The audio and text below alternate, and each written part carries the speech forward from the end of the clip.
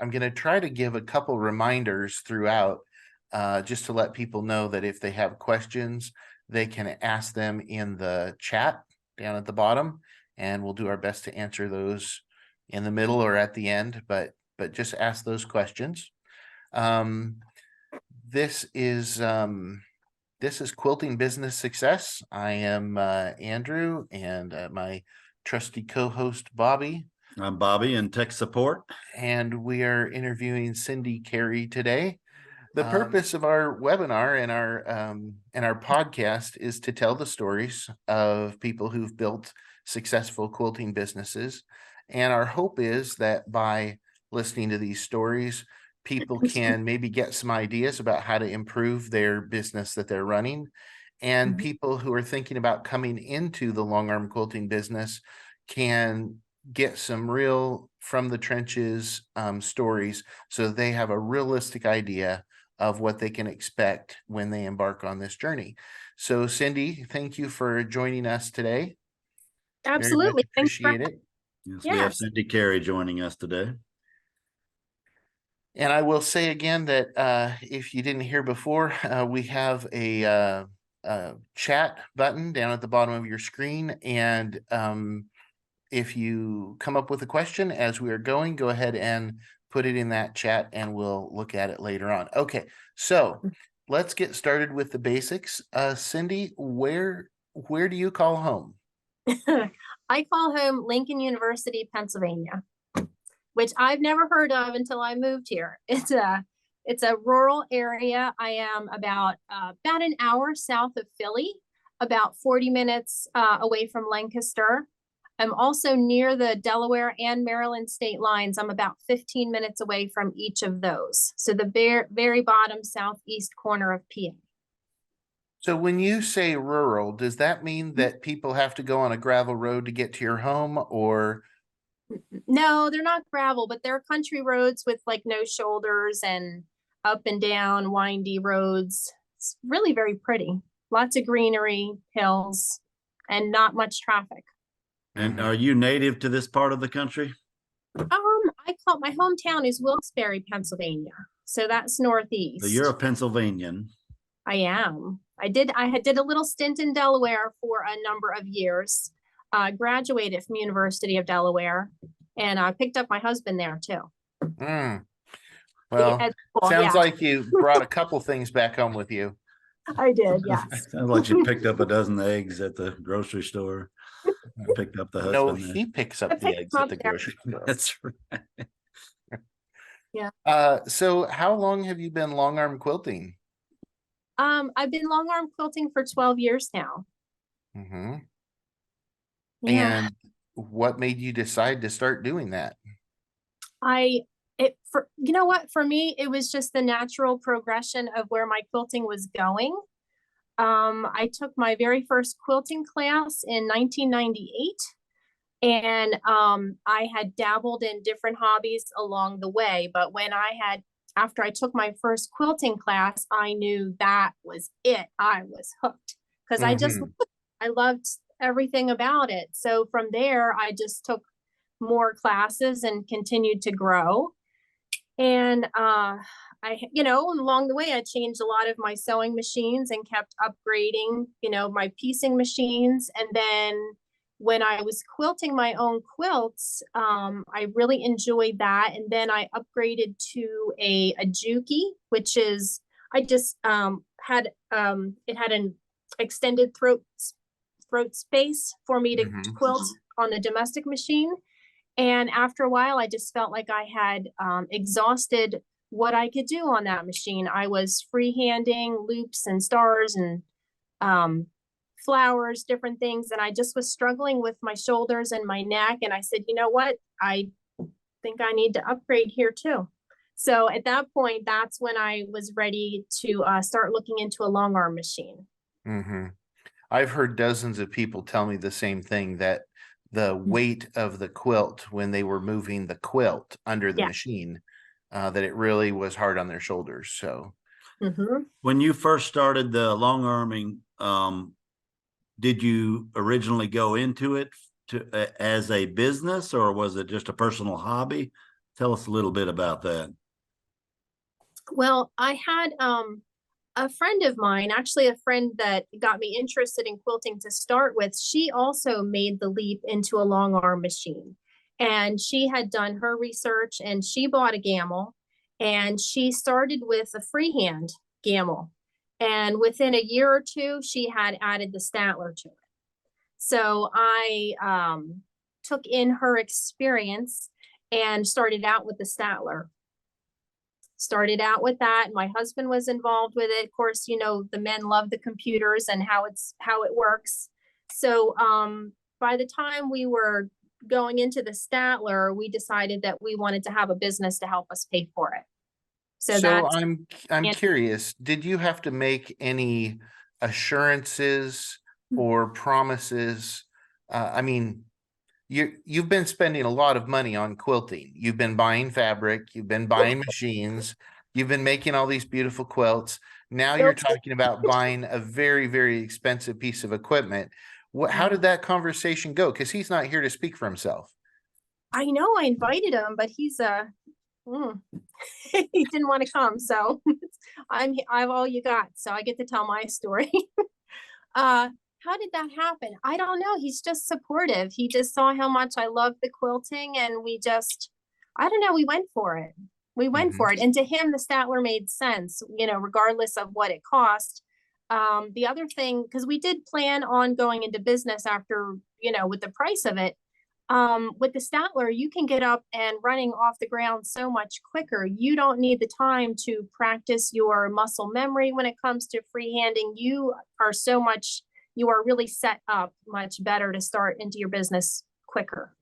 And one thing you said about that made me think about a lot of the people that we've interviewed on this podcast is they've taken the example from other people's quilting experience, like you did with your friend. And I think people who are watching this and seeing you and some of the other people that we are able to interview may be able to, you know, take your example, you know, for them. So would you recommend starting out big like you did when you went for your first gamble, or what do you think? I absolutely would, because you really can get up and running a lot sooner. The quality of your work is there from the get-go.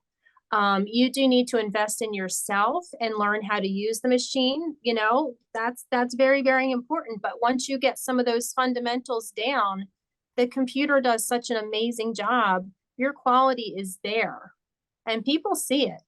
You know, and that's really one of the best things you can do for yourself too, is put quality work out there. It matters and people notice that. That's true. So having started with a Statler, do you have the same machine today, or have you traded it in or upgraded or anything like that? Yes, I still have my original machine. I have the Optimum that went for the 30, because you can get, you know, the more sewing space you can get in at a time, the quicker you can go through your work too. So I still have the original machine. I have the original Statler. I did expand my business and I bought a second Statler in 2019. So I now have two Statlers, and they're both 30 inches. I wanted them to be the same, you know, so when I switch back and forth, I didn't have to think too much about it. I can just pick up and go between the both of them. Nice. So when you were starting, how did you know there was going to be enough long arm business in your area? I mean, it's rural, right? There's not a lot of people. Yeah. How did I know? I didn't really know. I really didn't. I just knew that I wanted that machine. I wanted the gamble. I was very aware of the high quality industrial made machine that it was. I knew it was going to last. I may be a little bit younger than most of the quilters that, you know, started out, and I wanted this machine to last. So really my decision was, I'm getting a gamble, I'm getting the Statler, and I'm going to make it work. That was it.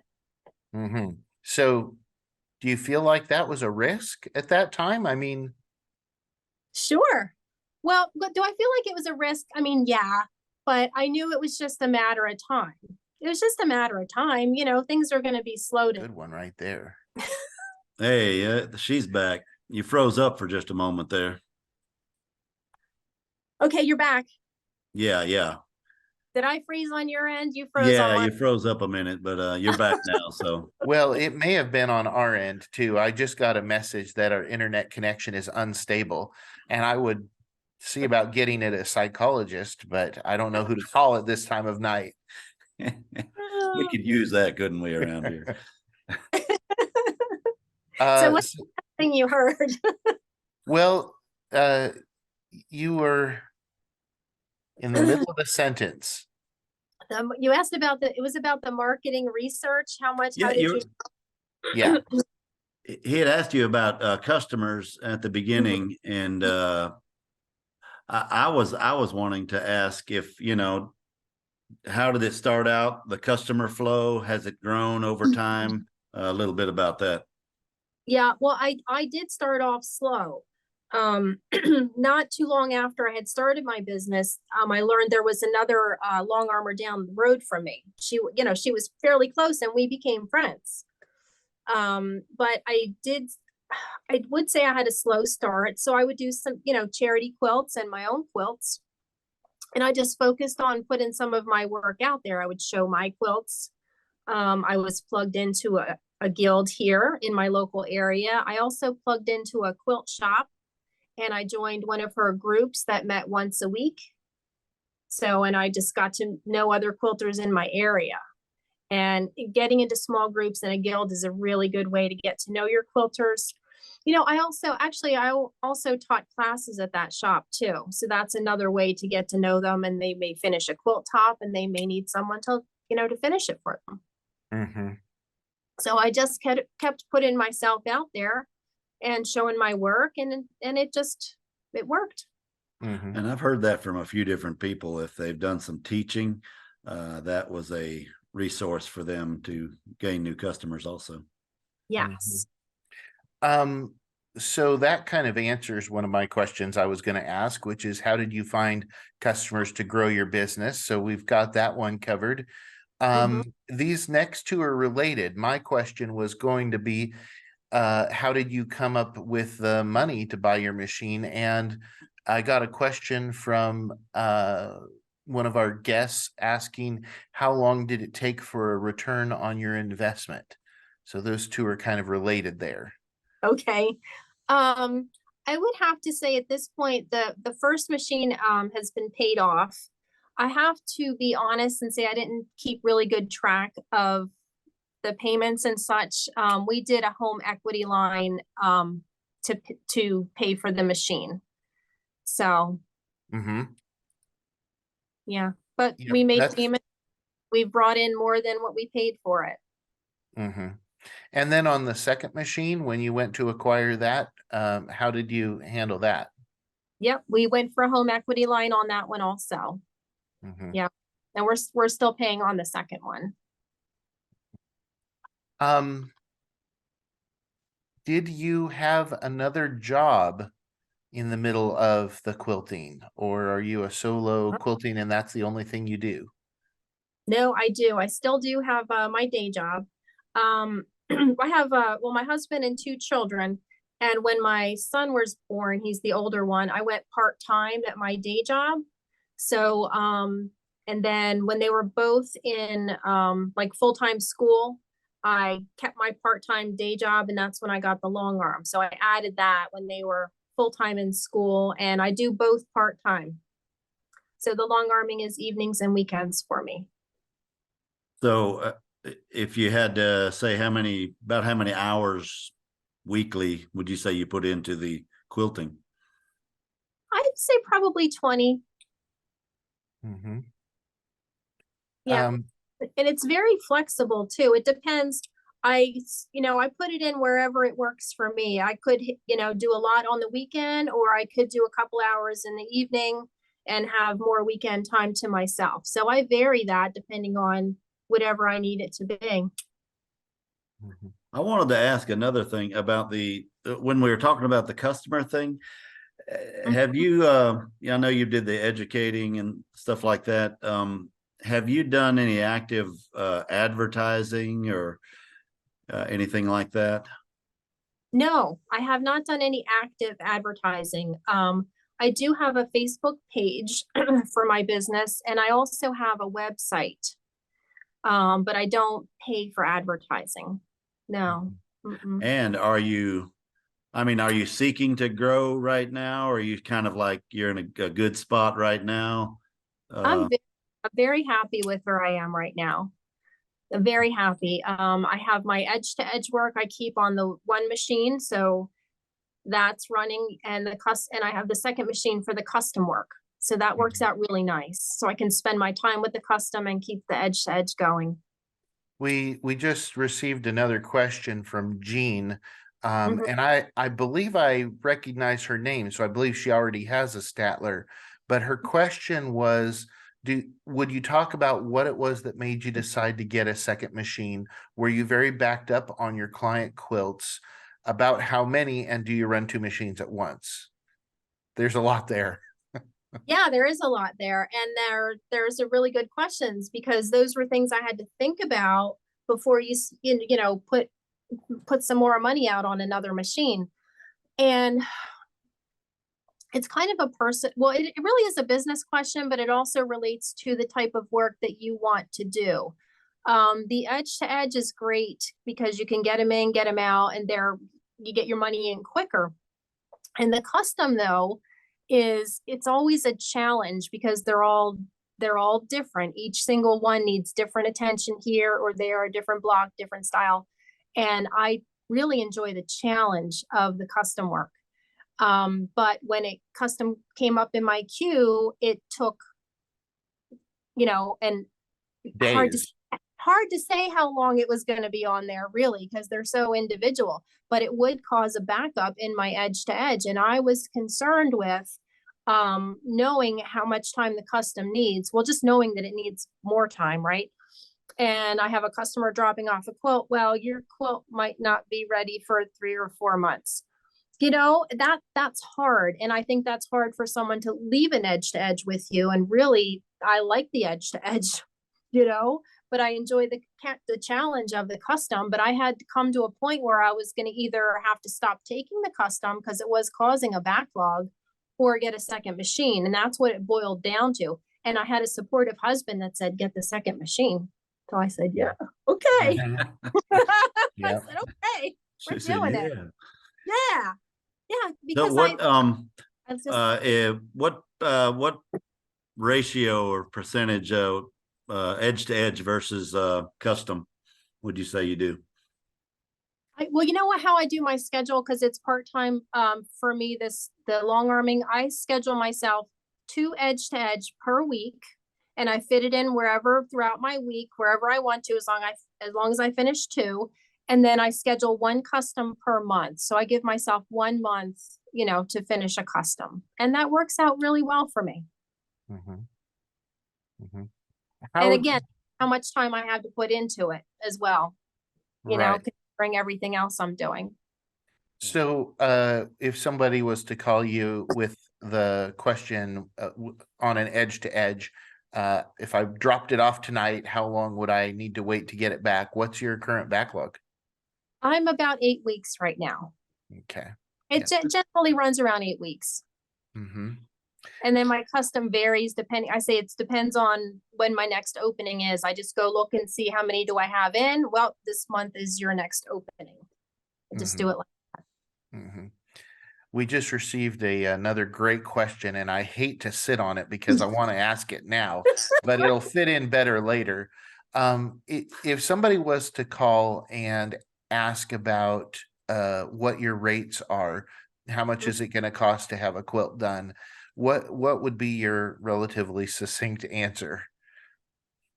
Well, you mean my edge to edge price kind of, or just a, Well, what if somebody didn't know what you had to offer and they're just like, well, I just done my first quilt. It's a queen size quilt. I need to have it quilted.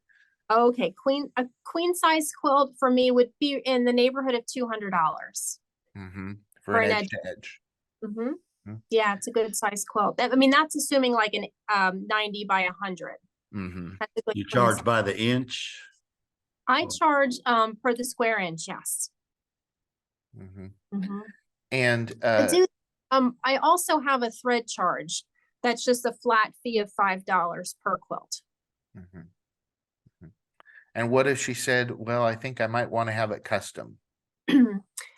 She can have it custom, but I do not quote a price on a custom unless I see the quilt in person and we discuss how much detail work that they want, because I need to know what I'm getting into before I can give a price on that. But but they start at 0.04 and they go up from there. Mm-hmm. And most of them are not at 0.04, but that's where they could start. Right, right. Yeah. Do you have any other supplies or services that you offer, like selling them the batting or offering to bind the quilt or Yeah. piecing a t-shirt top? I keep batting in stock. I have Hobbs 80/20 in natural and white and black, and I keep Quilter's Dream wool on hand too, because a lot of the custom work, the wool is nice in that. I do have a binding service. You can bring me yardage and I will make and attach your binding. You can bring your binding already done and I'll attach it for you. I will not hand stitch your binding for you, but I have a partner who will. So I will send it to her and she will hand stitch the binding for you. So that can be completed also. I do have a customer that brought me a label. I will hand stitch her label on. That's small enough for me to do. What else? I could piece the backing for you. I also have two bolts of backing fabric that I keep in stock, just just in case, because sometimes the customer will bring a backing and it's too small, or this or that or whatever. So I keep two on hand, like just in case. Mm-hmm. And I do quilt repair if needed. Mhm. What was the hardest part of growing your business? What was the hardest part? I think probably the hardest part was really the beginning. I was a little bit, like I said, it was slow going in the beginning. So I was a little discouraged. It did take a while to get regular. I'm gonna say I might have a quilt in, and it might be a while for the next one in the beginning. But I just kept at it and plugged myself in and didn't give up. Mm-hmm. Mm-hmm. This is a good place for one of the questions, the one we got earlier. She asks, how difficult or easy was it to learn to operate the machine? How many classes did you take before you were comfortable? Oh, say the first part again. What was it? How long? How difficult or easy was it to learn to operate the machine? How difficult or easy was it? Huh. Now you would have started with an older software, right? I think it was CS3 when I started. Okay. Yeah, Creative Studio That's 3 old, yeah. was, yeah.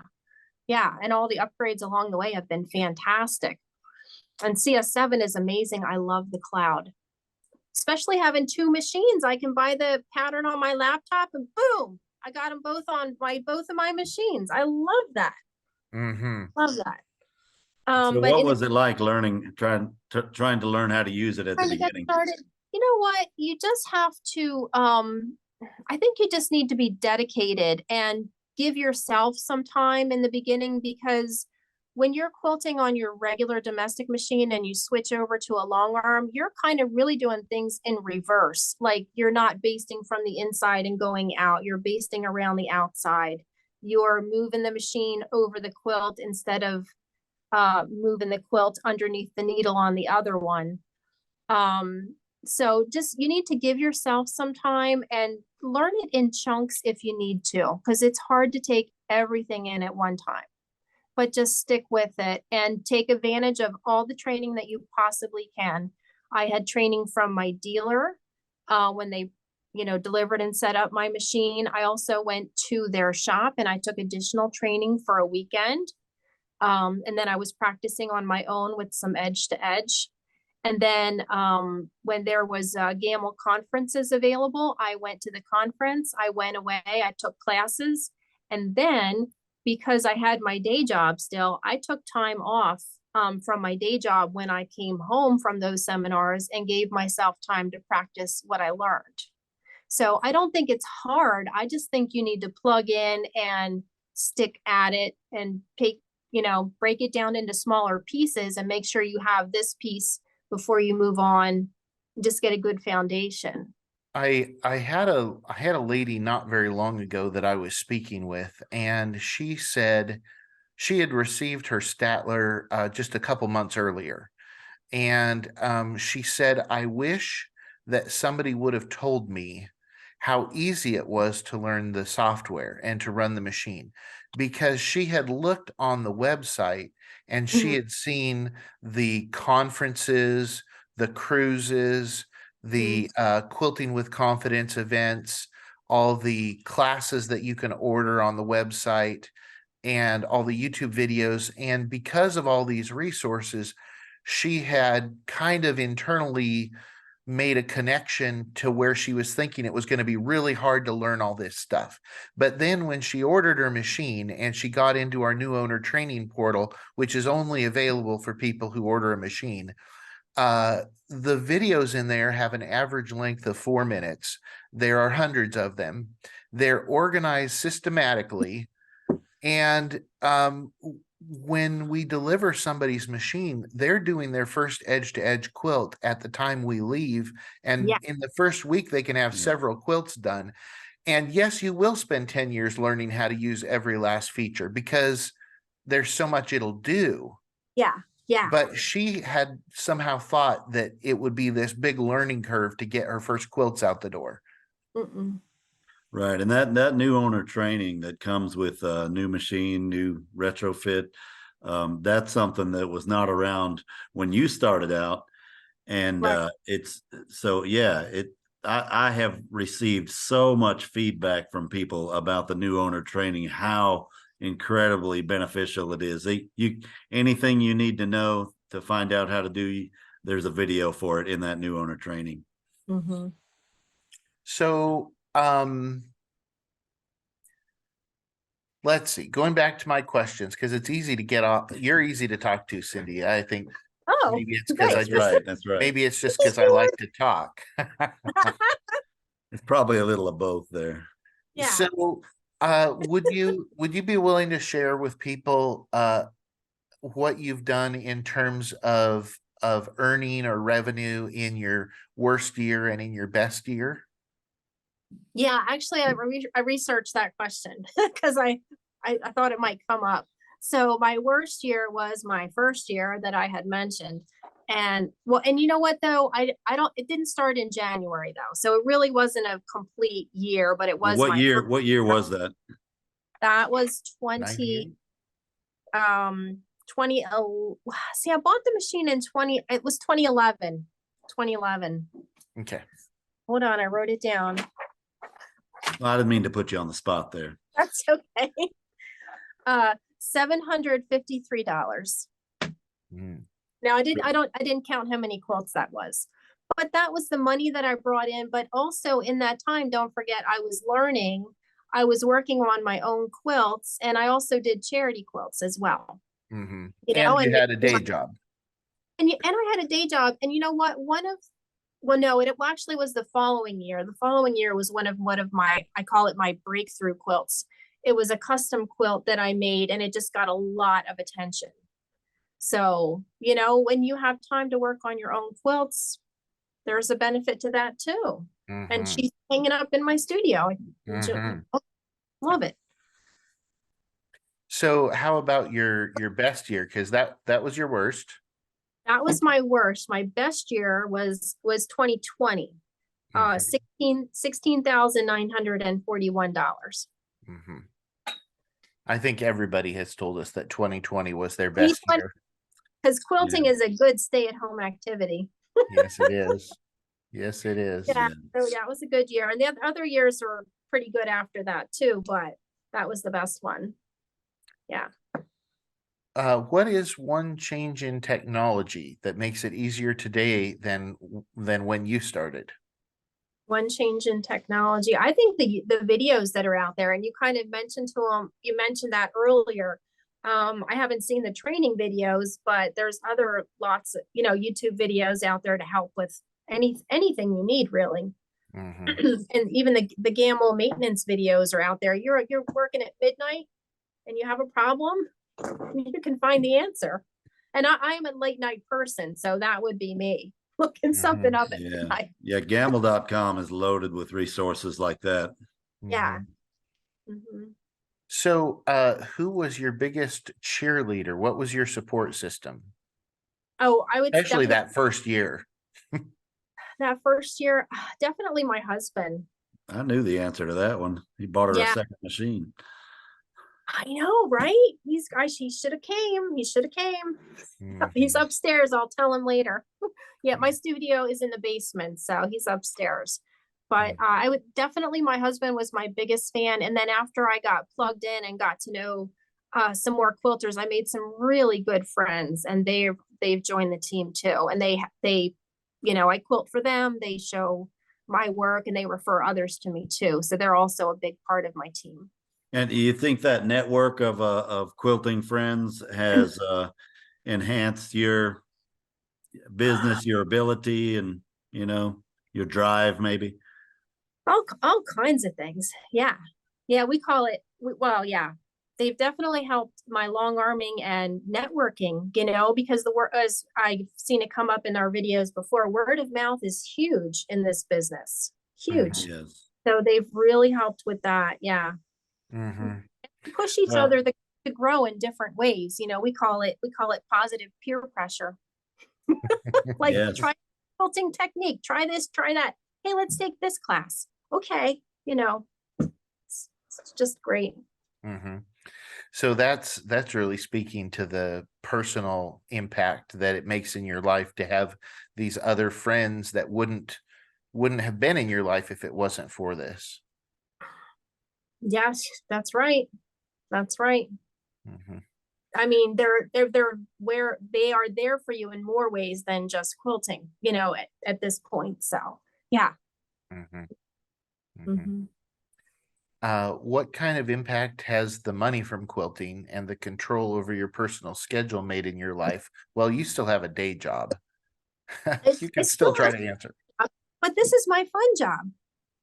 Ah, This is my fun job, and I make money doing it.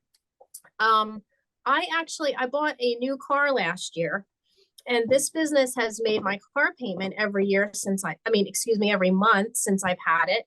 And we also bought new furniture for the living room, and I've paid that off with my quilting business too. And then we bought another set of furniture that I'm starting to pay on now. mhm, So I'm getting some really nice things out of it, you know? mhm, Hmm. exactly.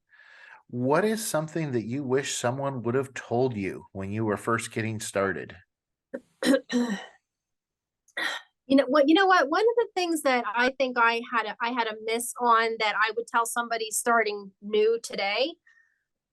Well, because I knew I wanted to have a website because I was having a business.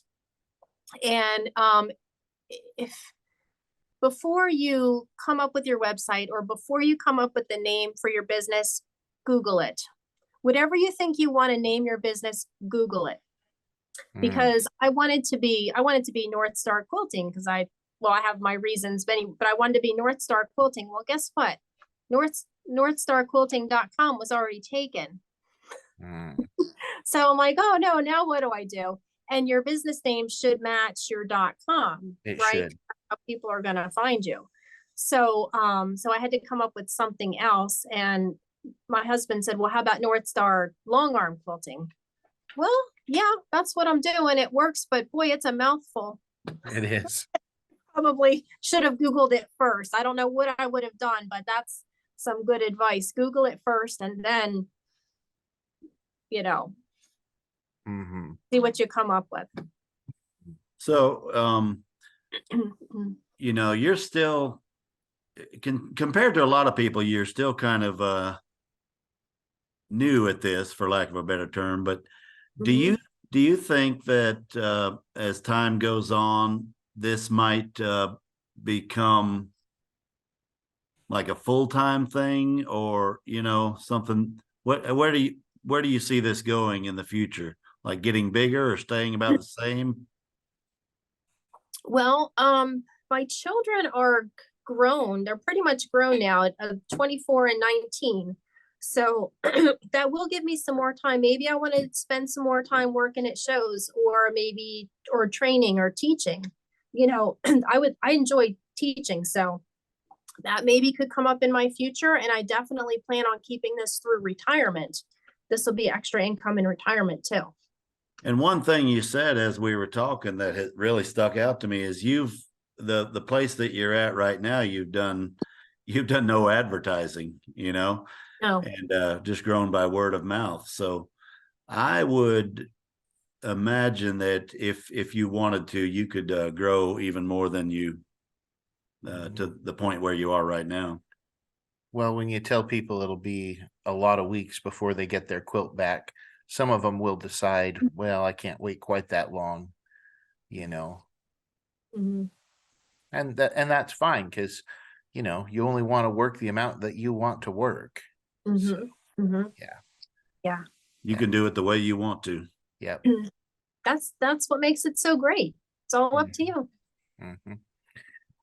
The last question that I have for you is, what advice would you give to somebody who wants to get started and do long arm quilting like you do? This is her dream. Oh my gosh. Just go for it. Just go for it. If it's your dream, just go for it. Do you mind? How long did you hem and haw over it before you decided? You had the idea, you had the friend that already had the Mhm. machine. Mhm. Not very long. As soon as I got my husband on board, it was pretty easy. That was the key there. Huh? Really wasn't that hard because he saw how much I enjoyed it, and we had a way to finance it, you know? Mhm, mhm. So not Yep. very long. Yeah. All right, awesome. Well, Cindy, that's all the questions I have for you. This is a little bit of an unusual week because we normally do have two quilters to interview, but the other lady that we had lined up had a family medical thing that came up, and you know, family comes first, right? Hmm. So everything should work out fine there, but she's not able to be here tonight. We have about 20 more minutes within the time period that we've allotted, and we've had some questions come in. And of course, if anybody joined late and is not aware, you can go down to the little chat or Q&A at the bottom of your screen and type in a question. But in the next 20 minutes that I have, I wanted um, to address something that many times after the webinar or the feedback that we've received from viewers or listeners has been that they they're still trying to figure out the financial side, where to find the money for Hmm. getting a machine, because they've kind of answered all the other questions. They've looked into, our service program to maintain the machines. They've looked into our warranty. They've looked into all of these different aspects, the training, the delivery, how much room the machine is going to take up. And really where they get stuck is, I'm not sure exactly where I'm going to find the money. And Cindy, you mentioned one that used to be very popular, and it still is a good option for people, which is the home equity line of credit. Did you do Hmm. that with a local lender? Uh, no, ours was a large bank, but they had a Mm-hmm. local office. Mm-hmm. Yep. And would you give me an idea how long from when you first called them to when they had the check in your hands? I've heard of people telling me that it could take a couple of months. Oh, no. For me, it wasn't. No, we just did the paperwork. They may have done some research on their end, but what we had was we opened a home equity line of credit. So like it really just wasn't for the machine. It was for whatever we wanted it to be. So we just wrote the check for I that was one. going to say, I remember back in the old days, a home equity line of credit was basically just a little checkbook that Mhm. when you wrote a check, it added it to your mortgage or something. Yeah, well, it's its own little account, but yeah. Yeah. But, and the one we currently have today, like the other one is done, but the one we have today is open line of credit. So we could, you know, Mm-hmm. use that for whatever. Some of the other things that I've heard people do, obviously we have a couple of lending partners that we have used. One of them's newer, and one of them, I don't know how far back it goes, but when I first started as a Gamble dealer 10 years ago, they were financing Gamble machines, and they're still doing it today. And they, you know, I remember one of the questions that I asked. I was a brand new dealer, and I had come to the Gamble headquarters to get trained so that I would know everything that I needed to know. And it was a week of having stuff crammed into my head.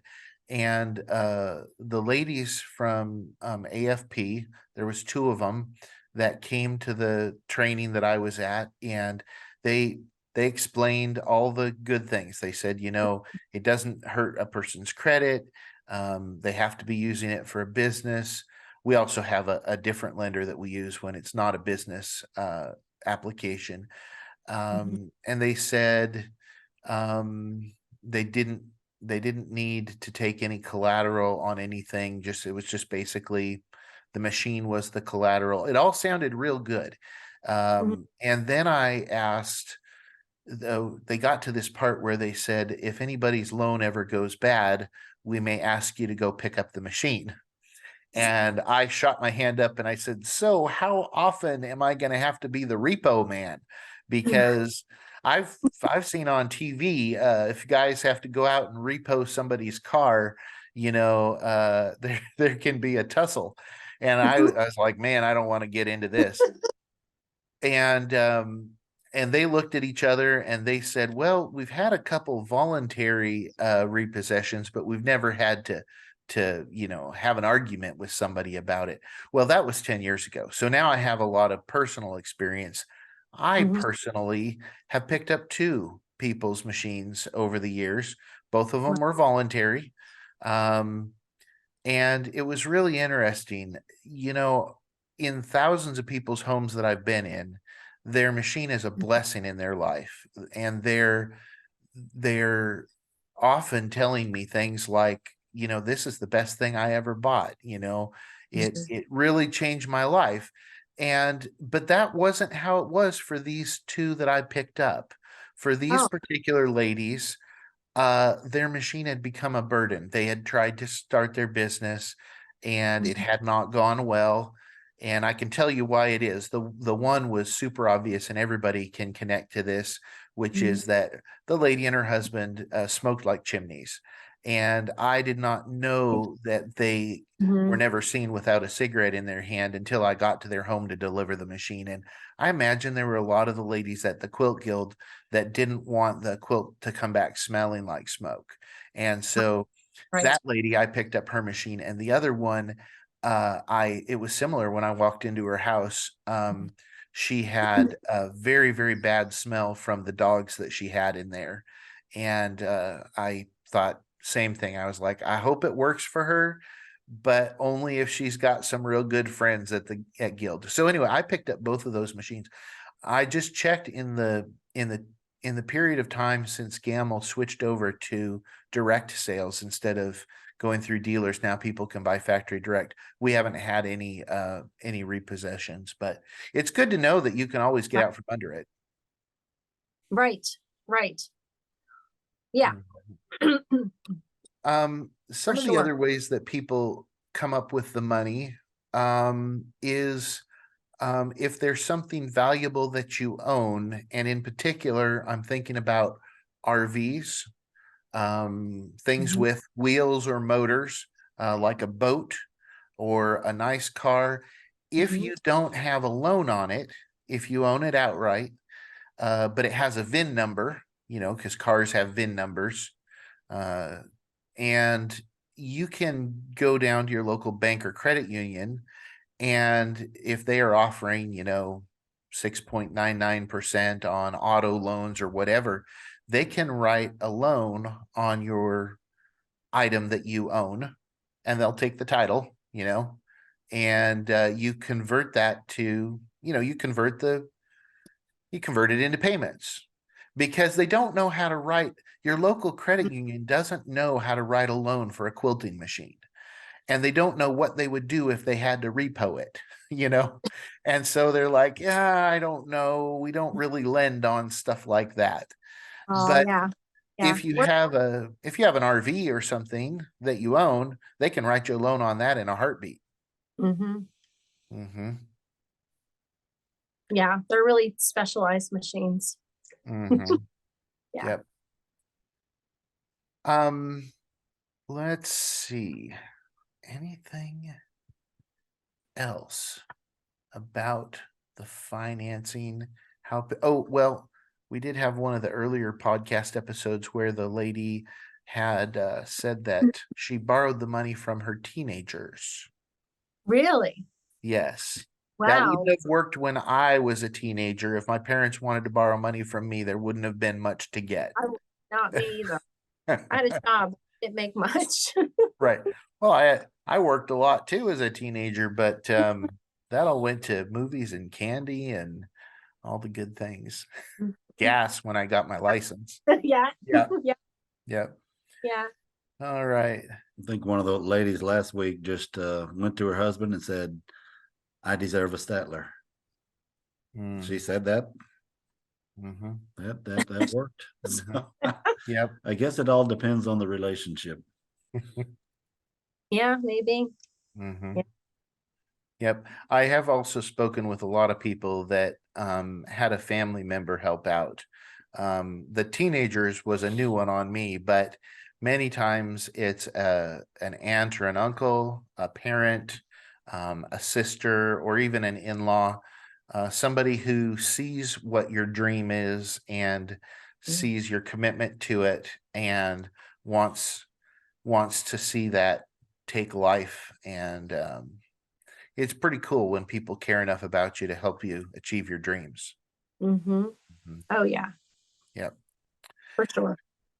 All right. Well, I am going to go ahead. Oh, hang on. I've got one other one. There's a couple questions that are in here that are a little tricky to answer, and I want to acknowledge them. They have to do with loans for woman-owned businesses, loans for veterans, small business loans. There are um, there certainly are different programs. I will say though that many times the idea of it and the promise of it is pretty straightforward, and the number of people that actually pursue that and get all the paperwork done and do all the things that they would need to do is small. But there's a lot of people actually that qualify for different programs, and if you have the endurance to go on all the different websites and to read about it and to print out the forms, there's actually a lot of opportunity there for people as well. It's certainly a lot easier to just use a financing, company that's in that business. But Yeah. yep, if you really want to make it happen, get a hold of one of us at Gamble, and we'll give you advice based on your personal situation. So, well, that's all we have for tonight. Cindy, thank you so much for sharing your experience. I would invite everybody to go ahead and come back next week. We'll be here Tuesday night, and we've got a pretty full slate of people scheduled through the whole rest of the year and into next year.